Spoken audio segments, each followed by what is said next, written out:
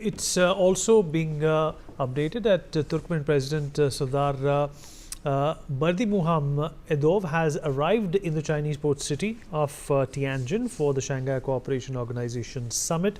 At this point in time, as leaders continue to pour in, we are tracking each and every bilateral that is going to form the crux of this forum. Let me also bring in Major General Brajesh Kumar into this conversation. General Kumar, I hope you can hear me, sir. Yes, I can. All right. Well, this is an organization or a forum which represents 40% of humanity, including China and India, that perhaps represent 30% of that population. But there are also players like Iran and Pakistan in this forum. India's only worry so far is the patronage that China has always shown towards Pakistan. Is that something that can be navigated, and is that something that China can negotiate with? We need, in the Committee of Nations, India has a much bigger role than, comparing itself with Pakistan. In fact, obsession with Pakistan has already cost us too much. Our aim and objectives are much higher, and it is also indicated by our size, not only in the population, which we are very healthy, but trying to get away into the third position, we are already being in the fourth position in the world economy, as also a huge military power, the fourth largest military power. So that is the background which we seek our mandate, we seek our voices in the Committee of Nations. The fact that we stood against the Chinese 5 years back in Galwan, the way we did, and mind you, it was 31st August 2020, when the Indian tanks were in the Kailasha ranges, which actually triggered off the discussion on some kind of a thaw or a peace talk, a series of them. So that is what the background is with regards to China is. Second, Trump's putting up 50% of tariff. It's actually a weaponization of trade and tariff. So these two things have also probably forced us, or we are using our leverages in these things, wherein our stock has gone up. So today, the meeting SCO meeting in China is in the backdrop of reset of geopolitical order, where the dominance of America since 1991-92 is being challenged by China. The number two power, half in terms of economy, 16 to 17, I think, trillion economy, and the second largest armed forces. So because of the trade war and the geopolitical situation, we have come to a state that, well, the next to America, the Russians, the Chinese, and the Indian leaders, our Prime Minister, they are there in Shanghai. We shouldn't read too much with the Chinese and whatnot. We've had trouble with them since 1959, the Longju incident, then we lost our lives long time back. And after all, the series of battles, 62 and what have you, 62, and then it was in the Chumbi Valley where we sorted them, and then there are lots of other things.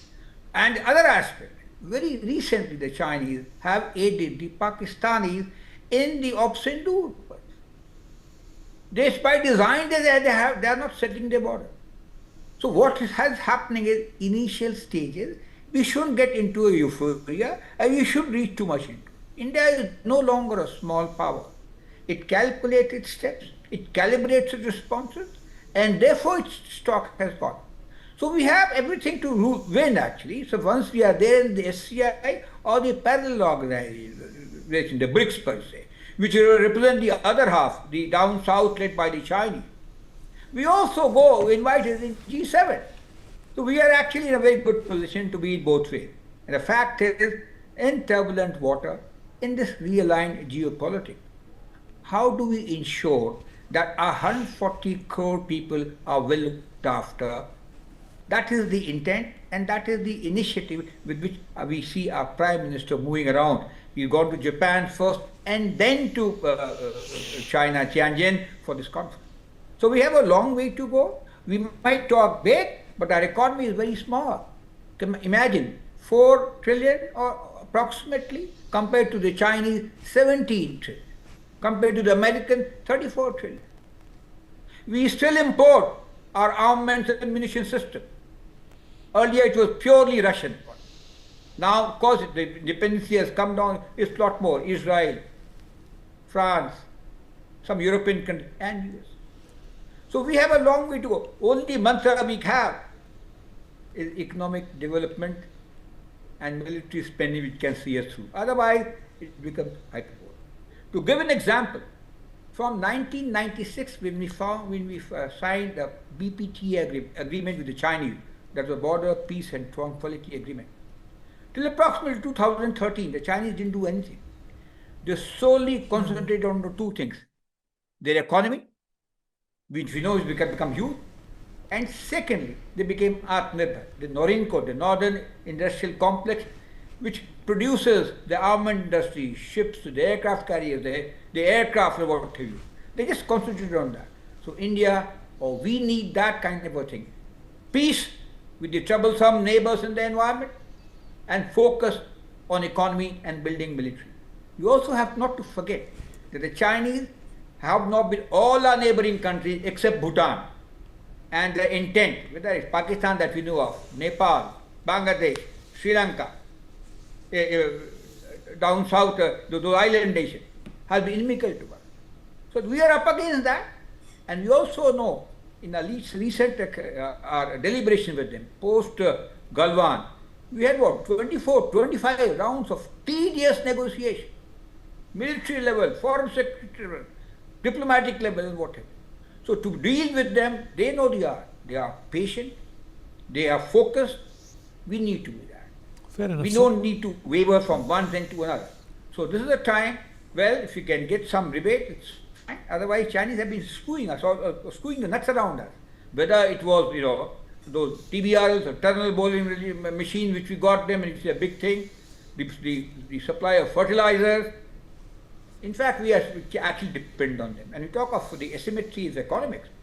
Out of 126 billion trade that we had last year, we imported 102 billion stuff from the Chinese. The balance of payment is also against them. It's nice to have peace with them, with our border.